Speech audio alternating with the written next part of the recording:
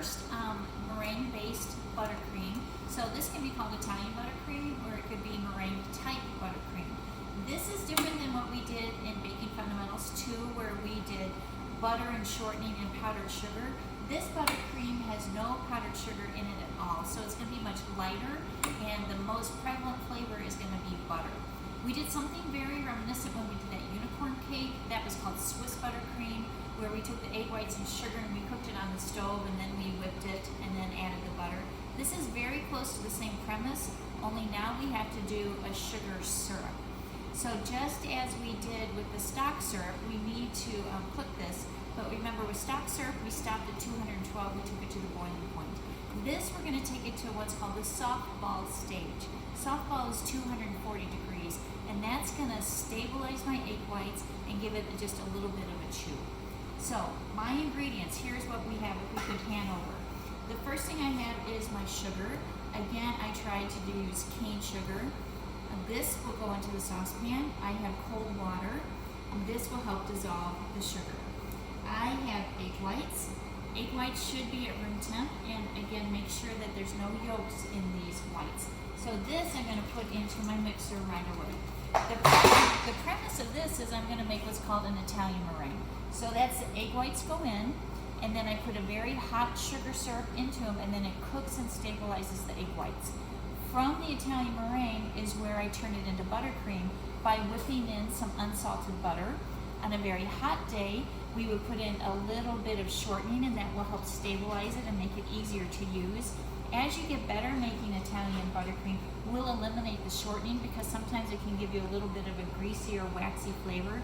But when you first start frosting cakes with this type of buttercream, we always put in the shortening because it just makes it a little smoother and a little bit easier for us to go ahead and frost. I have vanilla, and I have a little bit of a lemon juice. Lemon juice just gives it a little bit of a freshness to it. So what I'm going to do, hopefully I'll know in a minute. Can you hear me over the machine whipping? Okay, so I'm just going to let these egg whites start to whip up, and they'll get foamy. If they go to soft peak, I'm okay. If they go to medium peak, I'm okay. So as these are whipping, I'm going to prep my sugar syrup. So what I'm going to do, we're going to shift over, and just like we did with the stock syrup, sugar goes in the pan first. Now this was 2 pounds, and guess what? This is only 4 ounces of water. When you do a sugar syrup, in order for us to get the sugar up to temperature, water has to evaporate out. So we try to use as little water as possible because that just slows down the cooking time. Now I'm going to stir this, and this is going to look very reminiscent of almost a very wet sand. So that's a good phase. This is the only time you're going to see me stir this. And if you wouldn't mind, if you can zoom in, you can see on the side of the saucepan, do you see all those sugar crystals? You couldn't see it quite so much when we did the stock syrup because I had more water. This will be a definite issue when I go to make this sugar syrup because this will cause crystallization. So again, with my clean pastry brush, I'm just going to flush down water down the side of the saucepan. I can't have any of these sugar crystals remain because if one sugar crystal falls back into the pot once it gets to the boiling point, I'm going to have crystallization everywhere. So I'm going to wash down. Now, do you see anything on the side of the pan? I think I'm good. Right over here. Better? Okay. So once this gets to a little bit, almost of a simmer, I'm going to wash it down one more time before it gets to a full boil. Now this I need to, once I get going, I'm going to take it to 240 degrees. I don't even need to put in the candy thermometer yet because it's not even at the boiling point. So what could happen if I put this in too soon, sugar crystals could cling to it, and then I could get crystallization. So you're not going to see me put this thermometer in until I'm at least to the boiling point. Okay, so this is going to go. My egg whites are still looking good. I'm going to turn up the speed a little bit on the egg whites. And the next thing I have to do while all of this is working is I just want to make sure that my butter is softened. So what we could do is you could cut this into small pieces, and if it was really cold, we could do the technique called freezing the butter. That's where we would take a bench scraper, and we would just start to scrape it along the bench. I know we did this in baking 1, but this guy I'm just going to cut in small pieces. It's pretty warm in the bakery today, so this is going to start to soften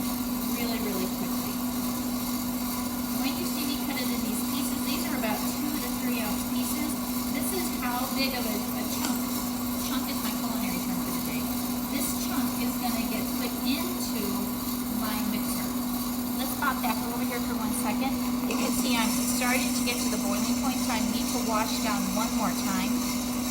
Again, just to make sure. Once I get to this phase, there's no reason for me to keep washing, because then all I'm doing is I'm adding more water to it.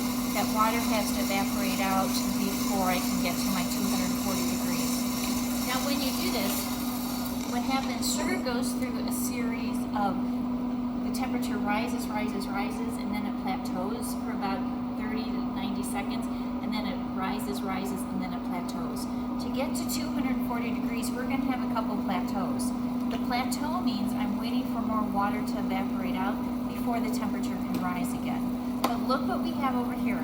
Just like when we did our jams and our jellies, because of some impurities in the sugar, I'm getting some foam. Remember when we did our jams, we skimmed this away, and we're going to do that now. So I just have my ladle, and I'm just putting it right back into my brushing water, and I just want to get out all of this foam. This foam, unfortunately, could cause an issue, and it could give me some crystallization. So I just want to make sure I get as much of that off as possible. And so now I'm good. I'm at a full boil.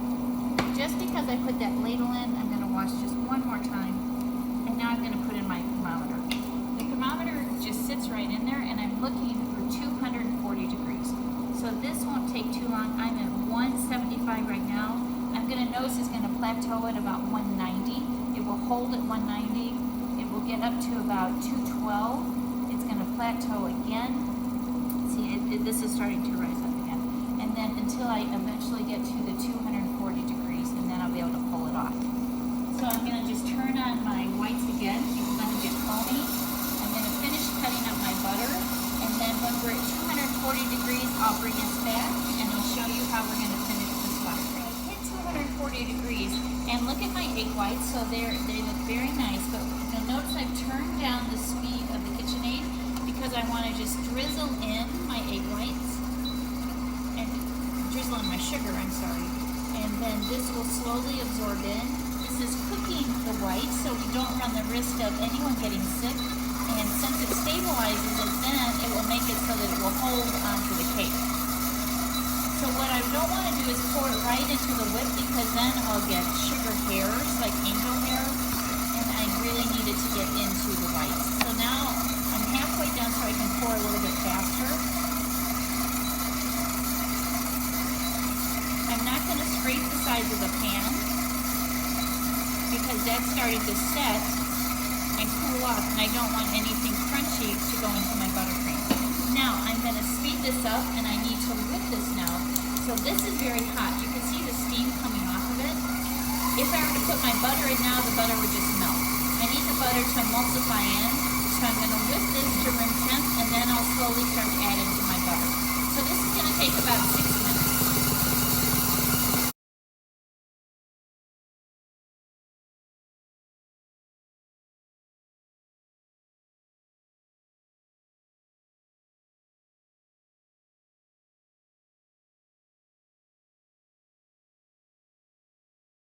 So this has been going for quite a while. So to check this, I'm just going to put my finger all the way in, and this is why you guys think I'm crazy, but I need to feel the warmth. So it still has a little bit of heat to it, enough heat that it would start to melt the butter.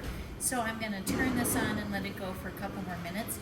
If I was pressed for time, I could take some frozen fruit or some ice cube trays, and I rub it along the bowl. The bowl would chill off, and then the meringue chills off faster. But we're having such a good time, I'm not going to worry about it, and I'm just going to let it continue to whip. So bottom of the bowl feels good. And again, I'm going to put my finger in. I feel no heat.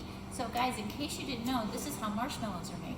The only thing that would be different is that a little gelatin is in here. Marshmallow is based off of Italian meringue. Now, we've made it Italian meringue, so now we're going to turn it into buttercream. So what I'm going to start to do is add my pieces of butter. At some point, guys, this will start to look like it's curdled and that I've messed up. Trust me, I have my moments of messing up, but this is not messed up. So about every 5 seconds, I'm adding in another piece of butter. Now, if my meringue was too hot, you would just see the butter start to melt, and then my buttercream will never be firm. It would just start to slide right off. So weight of the butter going in.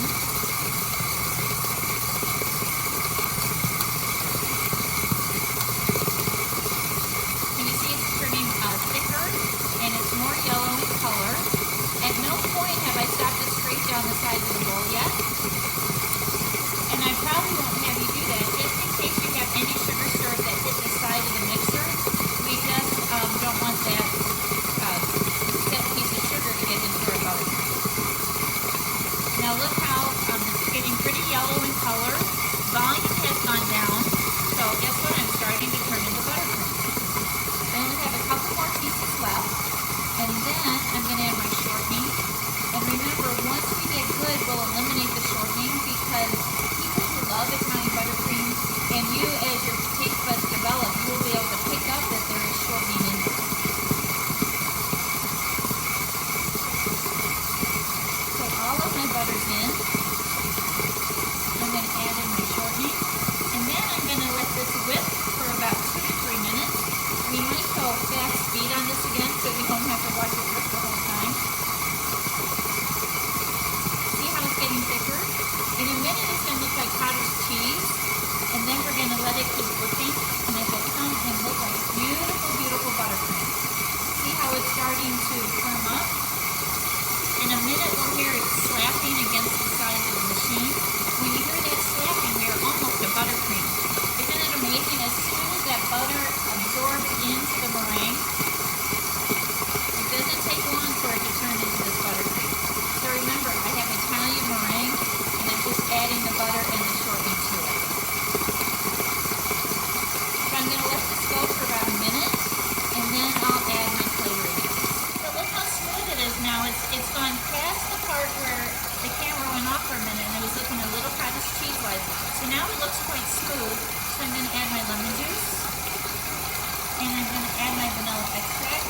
If at any point I wanted to turn this into coffee, I could put in coffee extract. If I wanted to put in an alcohol, I could.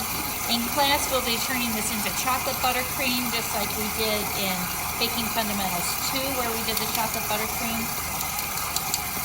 Okay, now let's take a look at this. I'm just going to lower this. Take it off the machine. I want you to see how silky this looks. This is the classic buttercream that is used for European style cakes. It's really silky. Again, the nice thing about this buttercream, it's so light and airy, it accepts other flavors well. Whereas in Baking Fundamentals 2 or the American style cakes that you see at the grocery store, they're so sweet with powdered sugar, it's hard to bring in any other flavor besides just the sweetness of the powdered sugar. So this is straight vanilla Italian meringue. And so when we get going in class, we're going to turn this into a couple different flavors. We're going to do chocolate and we're going to do coffee when we do our classic opera torte. Okay, so let's review how we did this one more time. So in order for me to make Italian or meringue type buttercream, same name, I need to have 2 components. I need to have egg whites that have been whipped, and I need to have a hot sugar syrup. So I put my egg whites in my clean machine with the whip, and I took them to soft to medium peaks. Once that was whipping, I did my sugar syrup. I put the sugar in the pan, I added my 4 ounces of water, I stirred it, I swiped down the sides of the saucepan with the pastry brush that had been dipped in cold water, making sure there were no sugar crystals on the side of the pan. I took that to 240 degrees. While it was reaching temperature, I skimmed off any scum or any foam that was floating around, and then I brushed it one more time. When it got to 240, I lowered the speed of the machine, and I tried to get between the whip and the bowl when I poured in my hot sugar syrup. Remember, 240 degrees is softball, so that means it will set this meringue and it won't separate out.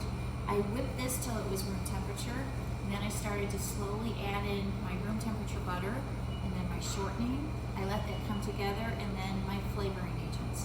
Now, this buttercream should always be stored under refrigeration. It can't sit out at room temperature because it is butter-based. So in order for me to use this on another day, I need to pull it out and either let it sit at room temperature for about an hour, or I can put it back on the machine and I can whip it to get it back to this exact phase. Now, I just want to warn you that if you go to whip this and it's still cold, it's going to separate out. and you're gonna think I have to throw it away. Please don't panic, keep it on the machine. What's happening is the sugar syrup is just pulling out of the butter. The longer you whip it and everything warms up, it will come back together and it will look just like this. So don't panic. The first time I ever made it and I went to use it, again, I was at a hotel, I threw it away. It was like a 20-pound batch because I thought I had done something wrong. Don't do it. Just let it keep whipping. Let it whip for 5 to 6 minutes. It will come back. It will be beautiful, beautiful buttercream. Okay? And then we can go ahead and use it. The same thing when you go to serve a cake that has this Italian buttercream on it. Think about it. If I built this cake and I kept it under refrigeration, the buttercream is now gone firm. It's like eating cold butter. So I would bring it out, let the cake sit for about a half hour, and then it's at the right service temperature. You never really want to serve Italian buttercream when it's really cold. It needs to just warm up a tiny bit, okay? So then I'm just going to store this. I'm going to put plastic wrap right on the top of it like I would pastry cream so I don't get any ice crystals. I can keep it in the cooler for about a week. If I keep it in the cooler, try to keep it in a cooler that does not have onions, there's no cheese in it, because this will start to absorb those flavors. Or I can freeze it. If I freeze it, I can freeze it for up to about 3 months and it will still have perfect texture. Just again, you're going to have to re-whip it before you use it.